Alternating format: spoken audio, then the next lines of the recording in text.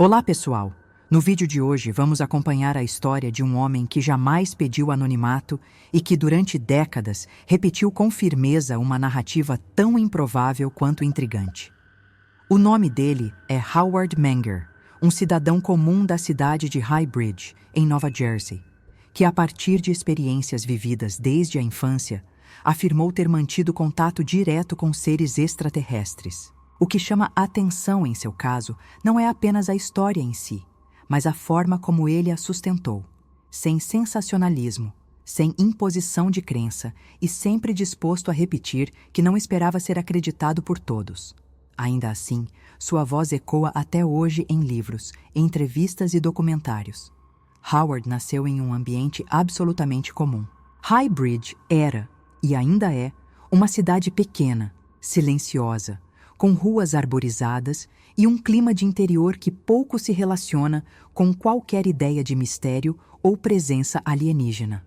Era o tipo de lugar em que todos se conheciam e qualquer comportamento fora do padrão logo chamava-se atenção. Isso tornou sua história ainda mais surpreendente. Ele não era um acadêmico, não era militar, não possuía nenhuma posição de autoridade ou influência. Era apenas um homem comum, que alegava ter vivido algo extraordinário, sem jamais recuar dessas alegações ao longo de toda a vida. Segundo Howard, seus primeiros contatos com esses seres aconteceram ainda na infância. Ele descrevia as figuras como humanas, elegantes, calmas e que surgiam em locais isolados, sem qualquer aparato tecnológico visível. Elas não o abordavam diretamente de forma invasiva, mas também não pareciam se esconder.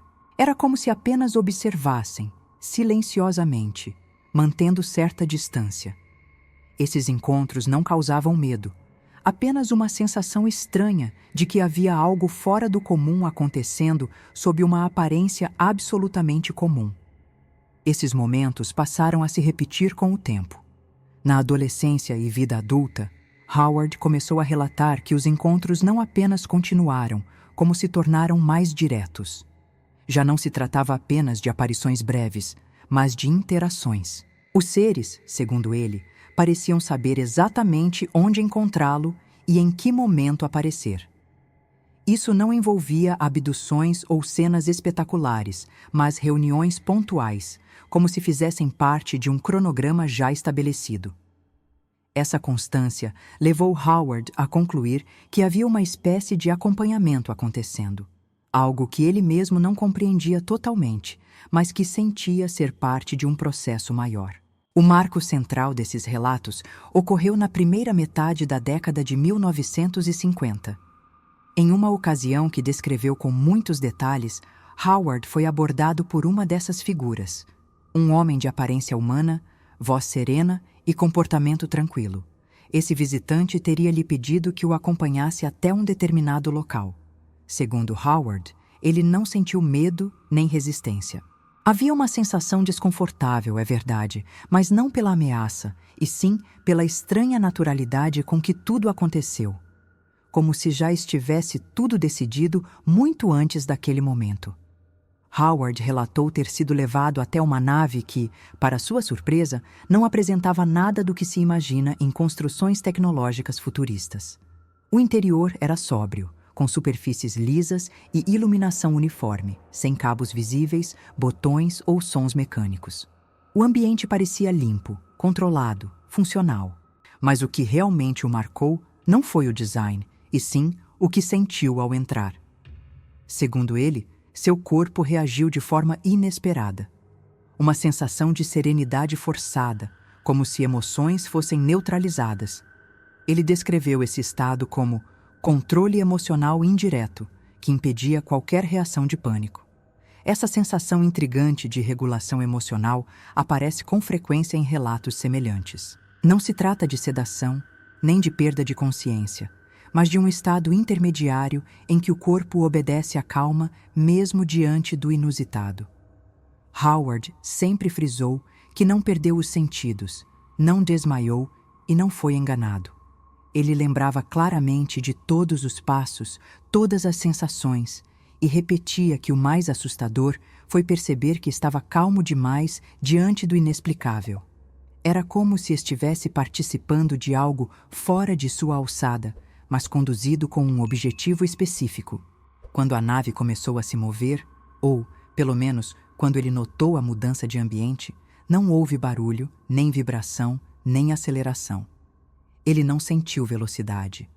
Era como se o espaço ao redor tivesse simplesmente mudado, como se tivessem virado a página da realidade.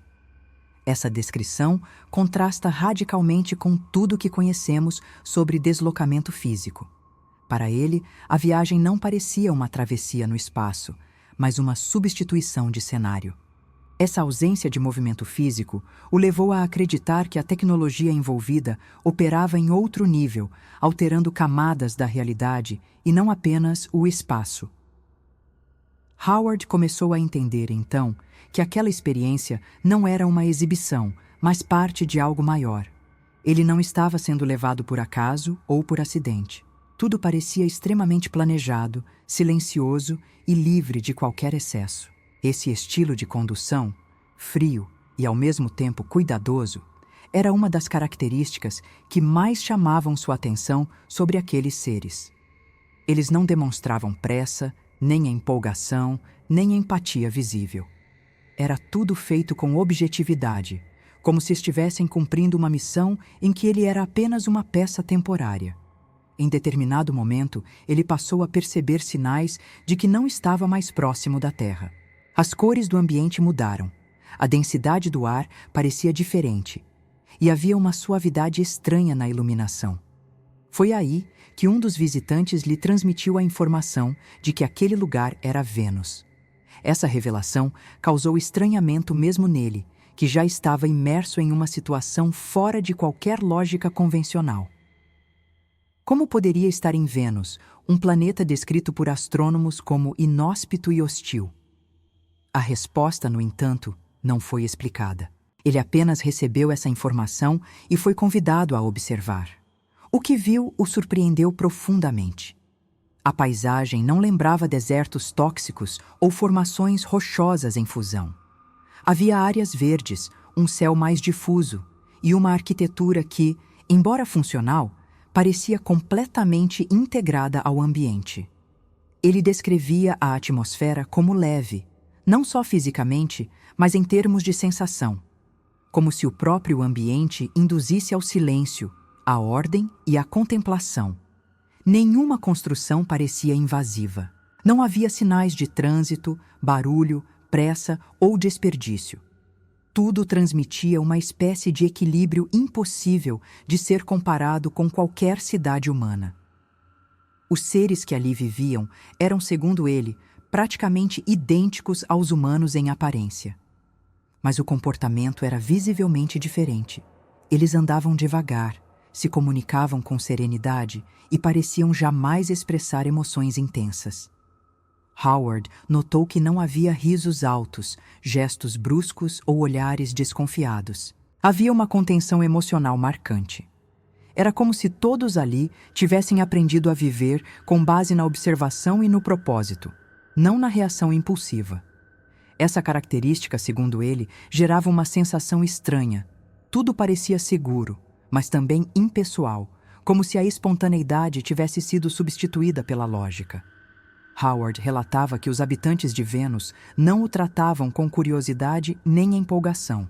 Eles não pareciam surpresos com sua presença e tampouco o cercaram com perguntas ou exames.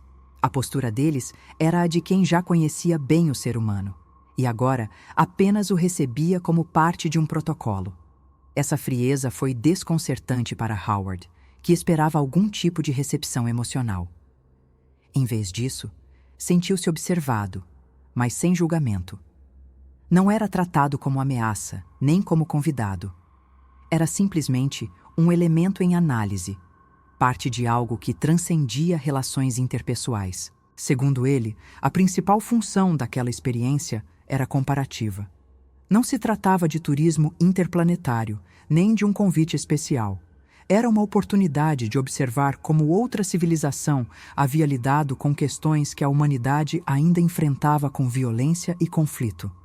Em determinados momentos, Howard dizia ter ouvido referências claras ao modo como os humanos se destroem mutuamente, destroem seu ambiente e tomam decisões coletivas sem qualquer senso de consequência futura. Mas o mais desconcertante não era o conteúdo dessas falas, e sim o tom com que eram feitas. Essas observações não vinham acompanhadas de compaixão nem de críticas. Os visitantes não pareciam querer corrigir, salvar ou punir. Apenas observavam, registravam e analisavam. Esse distanciamento emocional foi, para Howard, o aspecto mais perturbador da experiência, porque revelava que, para aquelas inteligências, os sentimentos humanos não eram a base do julgamento. Não havia moral, não havia punição, não havia elogio, apenas constatação. Essa ausência de envolvimento emocional o fez perceber que talvez estivéssemos lidando com formas de consciência cujas prioridades são completamente diferentes das nossas. O retorno à Terra não foi marcado por turbulência ou confusão física. Howard descreveu essa etapa como silenciosa e direta, semelhante à ida. Sem deslocamento perceptível, sem aceleração, sem nenhuma transição dramática. De repente, ele estava de volta. Mas se o corpo voltou intacto, a mente não saiu ilesa. Ele contava que, depois dessa experiência, a Terra parecia estranha. O som dos carros, as discussões entre vizinhos, o ritmo frenético das tarefas cotidianas, tudo aquilo passou a soar agressivo, caótico, como se tivesse voltado a um planeta desorganizado e emocionalmente descontrolado. Os primeiros dias após o retorno foram especialmente difíceis. Howard descrevia sensações de deslocamento psicológico como se não conseguisse mais se encaixar nas conversas, nos ambientes, nem mesmo na própria casa. Sentia que carregava algo que ninguém à sua volta era capaz de compreender ou sequer tolerar. A memória da serenidade de Vênus, dos comportamentos contidos, da ordem silenciosa daquelas cidades, criava um contraste insuportável com a imprevisibilidade humana. Aquilo que antes era apenas parte da vida, barulho, pressa, impulsividade, agora soava como ruído insuportável, como se estivesse constantemente fora de lugar.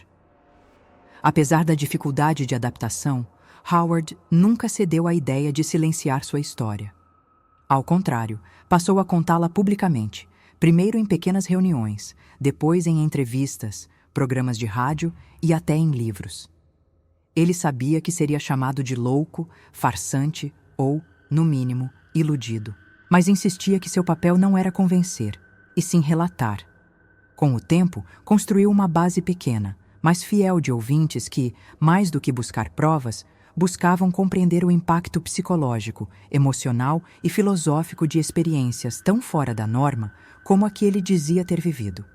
Um dos pontos mais interessantes em sua postura foi a recusa em dramatizar os acontecimentos.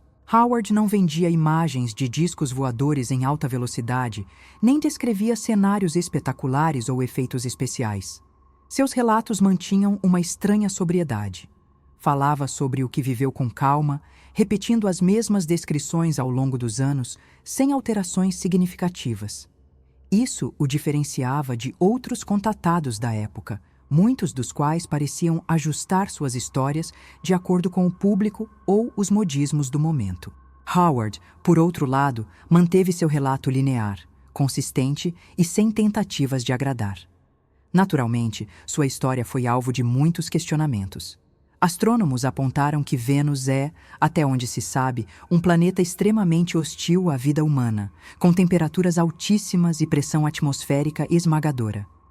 Cientistas alertaram para a impossibilidade física de tal viagem com a tecnologia da época, ou mesmo da nossa. Mas Howard não se apresentava como especialista técnico.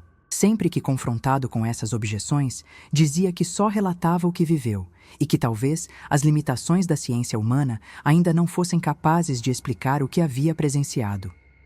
Não contestava os dados, mas sugeria que talvez faltasse perspectiva. Ao longo dos anos, outros indivíduos alegaram ter vivido experiências semelhantes. Alguns citavam o nome de Howard como inspiração ou referência, Isso gerou críticas de que ele teria iniciado uma moda ou um mito coletivo. Mas também fortaleceu a hipótese de que certas experiências estavam se repetindo com pequenas variações entre pessoas distintas. Em meio a tantas histórias fantasiosas ou facilmente refutáveis, o caso de Howard permanecia intrigante justamente por sua estabilidade. Era como se, mais do que provar algo, ele estivesse apenas suportando o peso de ter visto algo que o mundo não estava pronto para aceitar. A forma como ele lidava com o descrédito também chamava a atenção. Em vez de atacar os céticos, buscava dialogar com respeito. Quando perguntado sobre provas, admitia que não tinha como apresentar evidências físicas, mas insistia que sua própria vida, após o contato, havia mudado profundamente. Para ele, isso era o suficiente. E talvez esse seja o ponto mais incômodo para quem ouve a história. O fato de que, mesmo sem provas, Howard manteve a narrativa inalterada por décadas, pagando o preço social da dúvida, da zombaria e do isolamento. Tudo isso sem jamais tentar lucrar excessivamente com sua exposição. Nos anos seguintes, escreveu e publicou 2 livros sobre sua experiência, nos quais aprofundava os aspectos filosóficos da viagem e refletia sobre a condição humana. Evitava afirmações dogmáticas ou conclusões definitivas. Não propunha religiões, cultos ou respostas prontas. Apenas levantava questões. Em suas palavras, o que mais o impressionava não era a existência de vida em outros planetas, mas a possibilidade de que nossa própria realidade estivesse limitada por filtros que nem sabíamos que existiam, e que talvez a experiência humana estivesse presa a uma ilusão de centralidade que não corresponde à verdade do universo. Howard Menger morreu em 2009, aos 87 anos. Até o fim da vida, nunca negou o que disse ter vivido. Não recuou, não reformulou sua história para torná-la mais aceitável. E talvez exatamente por isso sua história continue viva. Porque em um mundo de mudanças rápidas, versões ajustadas e memórias voláteis, a constância daquilo que ele repetiu ao longo de décadas acaba gerando uma estranha sensação de respeito, mesmo entre os que não acreditam. Sua narrativa se transformou em símbolo de uma dúvida mais ampla. E se a realidade for apenas uma parte do todo, e estivermos vendo só o que conseguimos suportar? No fim das contas, o relato de Howard Menger nos obriga a enfrentar perguntas desconfortáveis. Não sobre naves, planetas ou civilizações alienígenas, mas sobre nossa própria percepção da realidade, sobre o quanto estamos realmente preparados para algo que fuja do nosso modelo mental do que é possível.